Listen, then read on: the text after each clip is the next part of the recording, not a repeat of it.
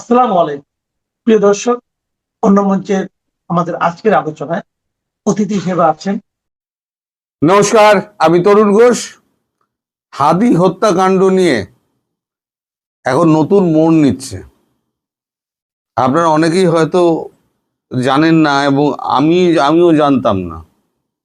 ফলে অনেকেই আপনারা জানতে পারবেন না যে আমাদের যে স্পেশাল টাস্ক ফোর্স বেঙ্গলের ছিল, যারা ধরেছিল ফাইজাল এবং ঔরঙ্গজেব দুজনকে, তাদেরকে দিন পাঁচেক আগে এনআইএ আদালতের অনুমতি নিয়ে তাদেরকে নিজেদের কাস্টডি নেয়। এখন এনআইএ পুরো ব্যাপারটা, ন্যাশনাল ইনভেস্টিগেশন এজেন্সি পুরো বিষয়টা দেখছে। আমি আপনাদের আগেও একটা ভিডিওতে বলেছি, এখানে যত তদন্ত হচ্ছে সম্পূর্ণ এনআইএ নিয়ে নিয়েছে। মানে এর আগে আমি একটা ভিডিও করেছিলাম যে আপনার দিনাজপুর থেকে একেবারে ওয়েস্ট বেঙ্গল দক্ষিণ পর্যন্ত, দক্ষিণ 24 পরগনা পর্যন্ত, মানে সুন্দরবন এলাকা পর্যন্ত কিছুটা অঞ্চল কেন্দ্রশাসিত অঞ্চল হচ্ছে। ভোটের পরেই হয়তো এটাই হবে। আর যেহেতু এই অঞ্চলটা কেন্দ্রীয় শাসিত অঞ্চল হয়ে যাবে, তাই এখন থেকে এনআইএ প্রচণ্ড অ্যাক্টিভ হয়ে গেছে। এর কারণ হচ্ছে ওইখানে ওই বর্ডার ঘিরে দিনাজপুর থেকে একেবারে তলা অবধি, মালদা, মুর্শিদাবাদ, বহরমপুর এই অবধি যত সিট আছে সব কিন্তু জামাতের সিট। আর এখানে যখন আমাদের এসআইআর হয়েছে, সব এই জায়গাগুলোর লোকগুলো কিন্তু বাদ পড়েছে। যত বাদ পড়েছে এই 1,20,00,000-এর কাছাকাছি যে লোকগুলো বাদ পড়েছে, যাদের ভোটার আইডি কার্ডের সঙ্গে তাদের পরিচয়ের কোনো মিল নেই, যারা নিজেদের এখানে স্থায়ী বাসিন্দা বলে প্রমাণ করতে পারেনি, এরকম প্রায় 1,20,00,000, 1.20 crore। তো এটা কম বেশি হতে পারে। ভবিষ্যতে কি এখনো চলছে, গণনা চলছে, মানে ঘাটাঘাটি চলছে, পরীক্ষা নিরীক্ষা কি হবে এখন বোঝা যাচ্ছে না। তো দেখা যাক কি হয়। তো এনআইএ ধরার পর এদেরকে কোর্টে হাজির করা হয়, কোর্টে হাজির করে এদের কাস্টডিতে দেয়। কাস্টডিতে নেওয়ার পর কি কি হয়েছে সেটা যেমন বলবো, এর সঙ্গে ঠিক জড়িয়ে আছে আমাদের জয়শঙ্করের সঙ্গে, বিদেশমন্ত্রী জয়শঙ্করের সঙ্গে আপনাদের প্রধানমন্ত্রী তারেক রহমানের ভারত সফর 2 বা 3 এপ্রিল যেটা হওয়ার কথা ছিল, এবং তারই সঙ্গে জড়িয়ে আছে ডক্টর ইউনূসের হাতে বোধহয় রক্তের দাগ এবার লাগলো। 3টে খবর আমি পরপর বলে যাচ্ছি, চেন ওয়াইজ, একদম প্রত্যেকটা চেনের সঙ্গে প্রত্যেকটা চেন বাঁধা আছে। ফলে আপনাদের শুনতে গেলে পুরোটা শুনতে হবে।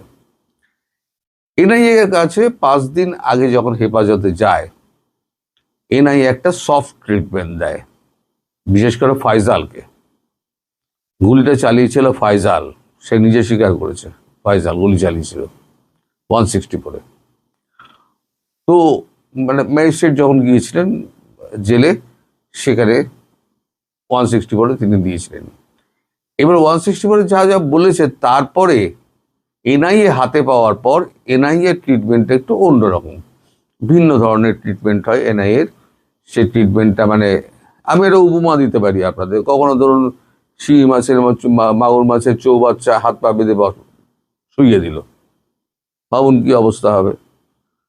তো ডায়নামো আছে, ডায়নামো থেকে 2টো তার বার করে দিল, দিয়ে বললো ধর। এদিকে ডায়নামো ঘোরাচ্ছে, যেই ঘোরাচ্ছে তখনই বিদ্যুৎ উৎপন্ন হচ্ছে, ছিটকে গিয়ে পড়ছে, বলছে আবার উঠে আয়, আবার ধর, আবার ঘোরাচ্ছে, আবার ছিটকে গিয়ে পড়ছে। এই ধরনের সফট ট্রিটমেন্ট, এগুলো সফট ট্রিটমেন্ট। হার্ড ট্রিটমেন্ট তো আপনারা শুনলে পরে মাথা খারাপ হয়ে যাবে, সে সমস্ত প্রসঙ্গে গিয়ে লাভ নেই, কারণ এটা প্রসঙ্গের বাইরে। তো এইটা যখন মানে হয়, কথাবার্তা যখন শুরু হয়, মানে জিজ্ঞাসাবাদ যখন শুরু হয়, তখন এখানে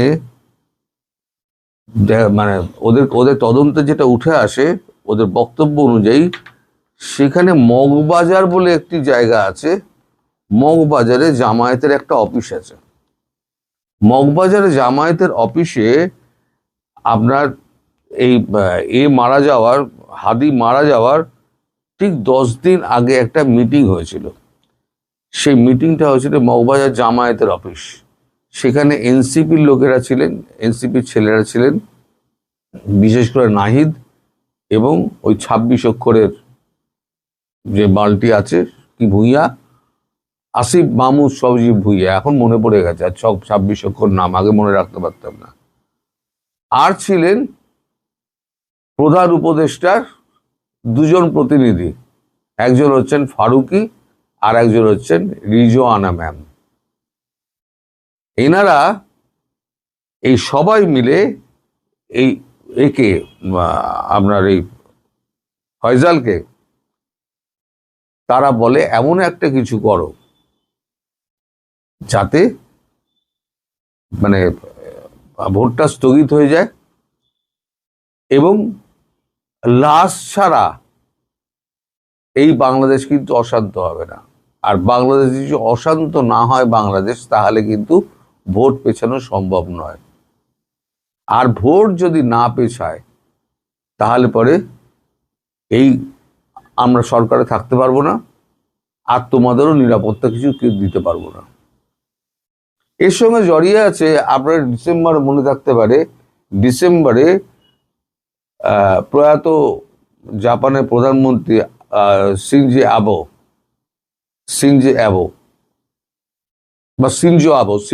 আবো তার স্ত্রী, প্রয়াত স্ত্রী, তার একটা হেলথ অর্গানাইজেশন আছে, হেলথ এনজিও, তিনি ঢাকায় এসেছিলেন। এসে তিনি তখন উপদেষ্টা ছিলেন আমাদের মোহাম্মদ ইউনুসকে তিনি একটা সফরের আমন্ত্রণ জানান জাপানে, যে আমাদের অর্গানাইজেশনে এসে আপনি ভাষণ টাষণ দেবেন। সেই অনুযায়ী তিনি বলেছিলেন আমি মার্চের সেকেন্ড উইকে আমি যাব। তখনই একটা প্রশ্ন উঠেছিল, মার্চের সেকেন্ড উইকে উনি যাবেন কি করে? 12 তারিখে তো নির্বাচন, তাহলে মার্চের সেকেন্ড উইকে উনি যাবেন কি করে?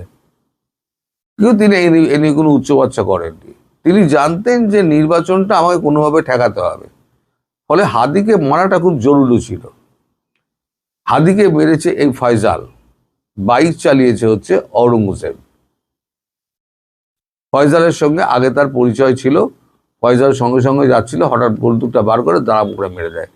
এবার কেন করলো, কে কে এর পেছনে আছে, উদ্দেশ্যটা কি, সেই উদ্দেশ্য বিদেয় সমস্ত কিছু ফয়জালের মুখ থেকে বেরিয়ে গেছে।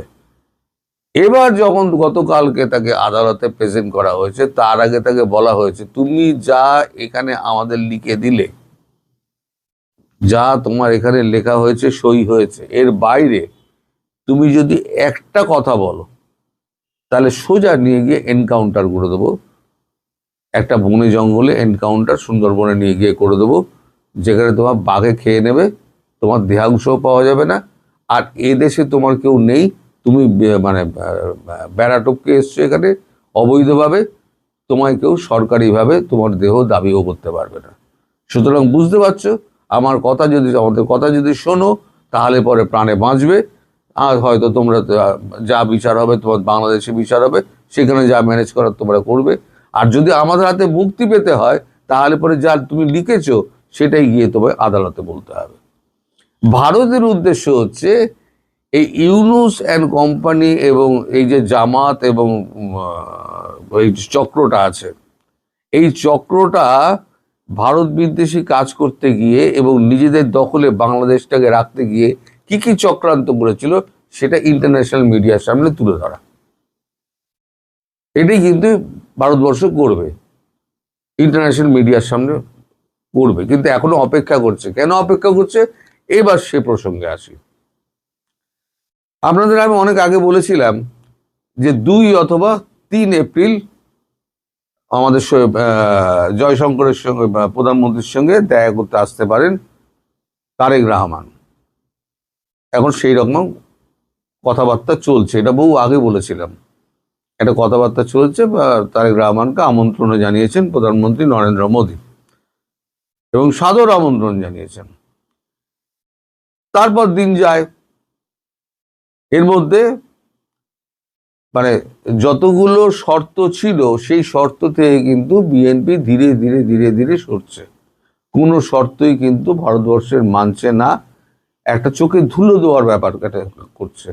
কিন্তু ভারতবর্ষের কূটনীতিকটা অনেক বড় বড় কূটনীতি, তারা বুঝতে পারে যে কি করতে চাইছে আর কি হতে চলেছে। ফলে গতকালকে আপনাদের রাষ্ট্রদূত রিয়াজ হামিদুল্লাহ, বাংলাদেশের রাষ্ট্রদূত ভারতে এখন অবস্থান করছেন, তাকে ডেকে এই ভারতের উষ্মার কথা তাকে পরিষ্কার জানিয়ে দেওয়া হয়েছে। যে বিএনপি যেভাবে চলছে তাতে আপনারা মনে করবেন না দীর্ঘদিন ভারত এই বিএনপির পাশে থাকবে। এখনো ভারত সময় দিচ্ছে, ভাই শুধরে যাও, এরপর কিন্তু ভারত সময় দেবে না। ফলে এখন যা করার তাই করুন। এখন এই যে আপনার তারেক রহমানের আসার ব্যাপারটা ভারতবর্ষ কিন্তু খুব শৈথিল্য দেখাচ্ছে। মানে প্রধানমন্ত্রী নরেন্দ্র মোদী হয়তো 2-3 এপ্রিল হয়তো ওনাকে না ডাকলেও ডাকতে পারে।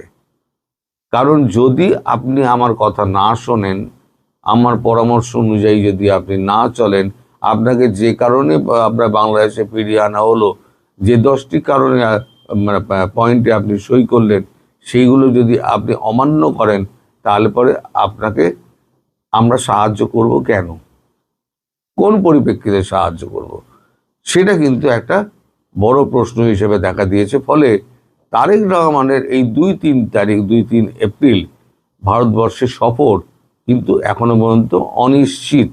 আমি বলবো না যে হবেই না, কিন্তু এখনো পর্যন্ত অনিশ্চিত। ভবিষ্যতে কি হতে পারে সেটা পরের কথা, কিন্তু তার ভারতবর্ষের যে উষ্মা, সেই উষ্মাটা হামিদুল্লাহ কিন্তু পরিষ্কার জানিয়ে দেওয়া হয়েছে।